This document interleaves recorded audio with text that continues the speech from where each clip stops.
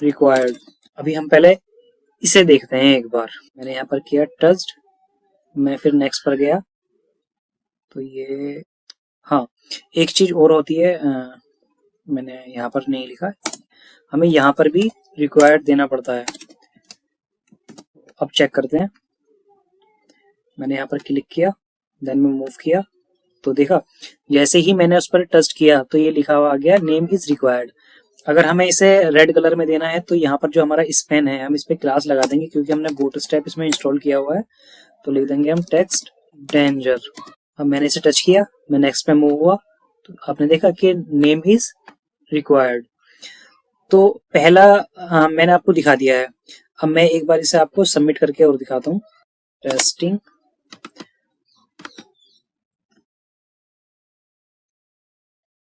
मैंने किया यहाँ पर क्लिक। मुझे आपको कुछ और भी दिखाना है तो मैं यहाँ से वैल्यू को, की को हटा देता हूँ यहाँ से। अब मैं आपको सबमिट करके दिखाता हूँ। टेस्टिंग, मैंने किया सबमिट। तो जब मैंने यहाँ पर आपको दिखाया, जैसा कि आप देख सकते हैं कि मैं फॉर्म के अंदर आया। फॉर्म के अंदर हमें क्या क्या मिल रहा था?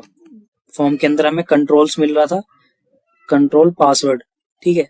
मैंने जब यहाँ पर इसको फॉर्म्स के अंदर से, क्योंकि हमारा जो इस फंक्शन में मिल रहा है, जो हम जब फंक्शन क्लिक कर रहे हैं तो हमें यही तो फॉर्म मिल रहा है ना यहाँ पर, ये कंप्लीट फॉर्म, ओके। तो इसके अंदर से मैंने कंट्रोल्स निकाला, जैसा कि आप देख सकते हैं यहाँ पर कि फॉर्म्स के अंदर है हमारा, ये कंप्लीट फॉर्म है। फॉर्म के अंदर है कंट्रोल्स। कंट्रोल्स किस पर? मैंने कंट्रोल लगाया ईमेल नेम पर, नेम पर यहाँ इस तरीके से कि वैलिड है या नहीं है। उसके बाद मैंने क्या चेक किया? टच्ड, एक ये कंडीशन फिल हुई। इसके बाद में मैंने देखा नेम रिक्वायर्ड। तो जो भी हमारा डेटा है, जैसे कंट्रोल्स हो गया, टच्ड हो गया, एरर्स हो गया, सब हमारे इस फॉर्म के अंदर है, जो हमारा ये रेस्पॉन्स है। जैसे कि आप देख सकते हैं कंप्लीट रेस्पॉन्स को, ये कंप्लीट हुआ। अब इसके बाद हमें ईमेल वैलिडेशन पर भी लगाना है। तो हम क्या करेंगे? हम इसी कंप्लीट को कॉपी करेंगे यहां से और यहां पर पेस्ट करेंगे। इसमें एक कंडीशन और लगाएंगे हम यहाँ पर। एक तो हमारी कंडीशन होगी टेस्ट की, एक दूसरी कंडीशन हम लगाते हैं, second condition, my form dot controls. Controls के अंदर क्या है? हमारा ईमेल, ये हमारी ईमेल है, ये जो हमारा यहाँ पर नेम था, मैंने कॉपी किया और यहाँ पर पेस्ट किया, कॉपी पेस्ट। देन यहाँ पर भी हमने सेम वही। इसके बाद यहाँ पर हम क्या की लेंगे? हमें इसका इनवैलिड चेक करना है कि हम जो मेल इसमें लिख रहे हैं वो मेल है या नहीं, मतलब कोई ऐसे ही कोई रैंडमली कोई टेक्स्ट नहीं लिख दे आकर। तो इसको हम चेक करेंगे इनवैलिड डॉट इनवैलिड। अब एक कंडीशन तो होगी हमारी टच्ड वाली के बिना उसने टच किया और वो टच करने के बाद में उसने फिल नहीं किया डेटा, तो ये वाली कंडीशन एग्जीक्यूट होती। उसके बाद में हम एक और कंडीशन यहाँ लिखेंगे इनवैलिड वाली, @if। यहाँ हम कंडीशन लिखेंगे इस तरीके से, ये कॉपी करेंगे और यहाँ पर पेस्ट।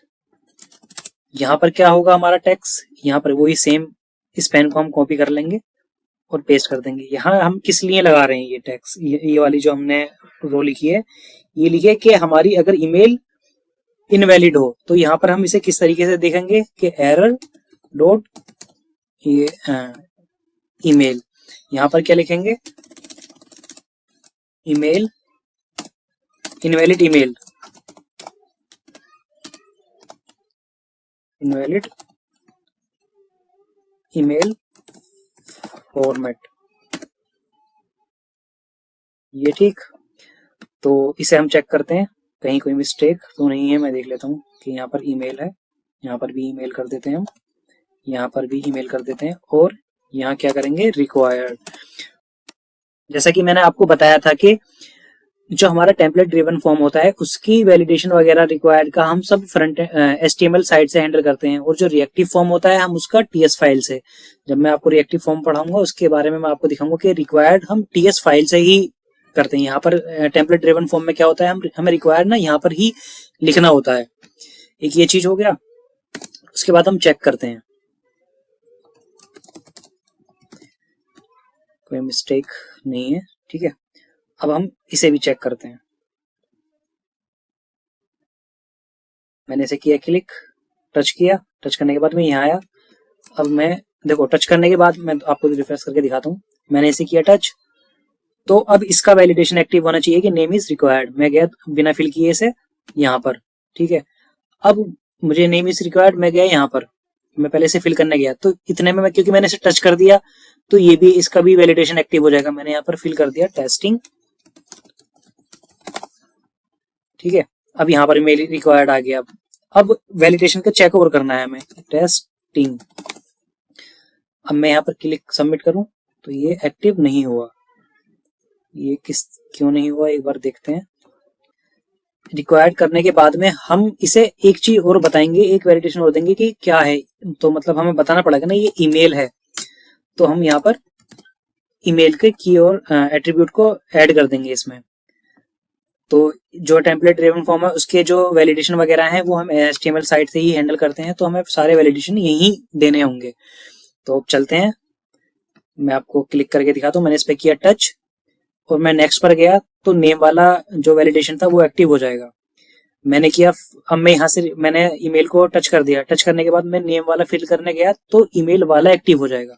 अब मैंने यहाँ पर से फिल कर दिया, इसका रिमूव हो गया तो इसका एक्टिव हो गया जैसे ही मैंने नेक्स्ट पे नेम वाले फील्ड पर गया था। अब मैं इसमें फिर ऐड करता हूँ टेस्टिंग। अभी ये जब तक इनवैलिड फॉर्मेट देता रहेगा जब तक हम कंप्लीट मेल नहीं नोट कर देते, इसमें फिल कर देते, ठीक है। मैंने जैसे ये लिखा, अब इसके बाद ये हो गया। अब हम इसे सेव कर सकते हैं। एक वैलिडेशन ये हो गया। अब थर्ड वैलिडेशन पे चलते हैं। थर्ड वैलिडेशन क्या है हमारा, हम इस कंप्लीट को ही कॉपी करेंगे यहाँ से। इसे आप खुद से अगर लिखेंगे तो ज्यादा बेहतर है क्योंकि आप सिंटैक्स आपकी याद हो जाएगा। मैं वीडियो की लेंथ कम करने के लिए थोड़ा सा जल्दी कर रहा हूँ। अब हमें क्या करना है, हमें एक तो ये फील्ड हमें क्या है रिक्वायर्ड है, दूसरा इसकी मिनिमम लेंथ कितनी, पासवर्ड की 6 होनी चाहिए। तो अब ये जो नेम है, नेम पासवर्ड, मैं इसको जहां पर हमारा ईमेल था वहां पर चेंज कर दूंगा जिससे कि हमारा काम फास्ट हो जाए। अब सेम इसी तरीके से है, मैंने यहाँ पर ये किया और ये, इसके बाद password required, minimum length set कर दी हमने। तो यहाँ पर हम इसका एरर निकालने के लिए हम सेट करते हैं क्या, मिनिमम लेंथ। तो हम यहाँ पर मिनिमम लेंथ चेक करेंगे।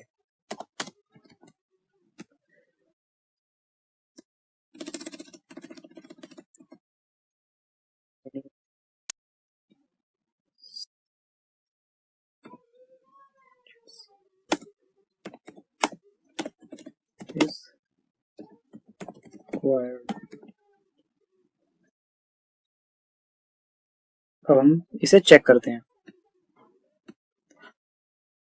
मैंने यहाँ क्लिक किया, अब मैं इस पर गया तो उसने किया, ये वैलिडेशन हमारा वर्क कर रहा है। अब मैं पासवर्ड डालता हूँ 1 2 3 4। अभी मैंने 4 डाला तो ये 6 रिक्वायर्ड बता रहा है, 4 5 6, ऐसे ही ये रिमूव हो गया। अब मैं एक बार मेल नोट करके दिखा देता हूँ कंप्लीट आपको। नेम, मैं आपको ये सबमिट करके दिखाता हूँ। ये हमारा फॉर्म सबमिट हो चुका है। तो ये हमारा टेम्पलेट ड्रिवन फॉर्म कंप्लीट हो गया है। मैंने आपको इसमें वैलिडेशन भी बता दिया है कि किस तरीके से वैलिडेशन करते हैं। एक चीज और बची इसमें, हाँ पहले मैं एक चीज और क्लियर करता हूँ कि मैंने आपको जैसा कि बताया कि टेम्पलेट ड्रिवन फॉर्म में जितने भी वैलिडेशन है, जो भी हमारा वैलिडेशन है, हम HTML साइट से हैंडल करते हैं। हमने यहाँ कुछ नहीं किया, हमने सिर्फ एक सबमिट बटन लिया और फॉर्म का डेटा कलेक्ट कर लिया। यहाँ से जितनी भी हम रिक्वायर्ड फील्ड हो गया या ईमेल हो गया कि हमें बताना है कि ये ईमेल है, जितना भी वैलिडेशन है हम अपने HTML से कवर कर रहे हैं। मैंने सेकंड चेंज एक चीज और आपको बताई कि ये हम सिंपल फॉर्म के लिए यूज करते हैं, कॉम्प्लेक्स फॉर्म के लिए हम रिएक्टिव फॉर्म यूज करते हैं।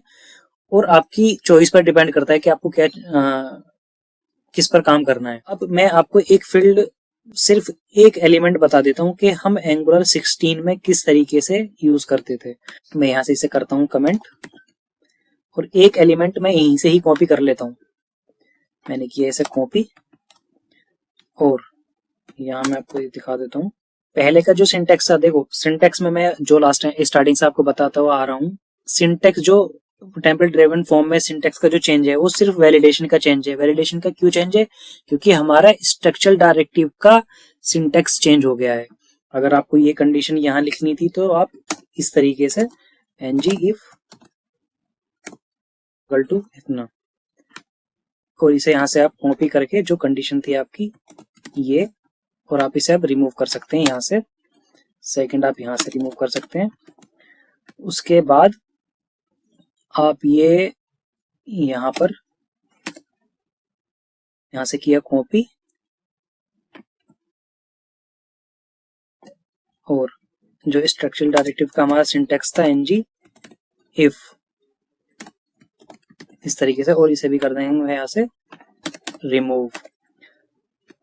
ये हमारा सिंटेक्स बन गया है कंप्लीट। अब इसमें एक एरर है, क्या है? मैंने आपको जैसे कि लास्ट वीडियो में भी बताया था कि हमें ng if जो हमारा स्ट्रक्चरल डायरेक्टिव्स का जो पहला सिंटेक्स था उसे एंगुलर 17 में यूज करने के लिए हमें यहाँ पर कॉमन मॉड्यूल ऐड करना होगा।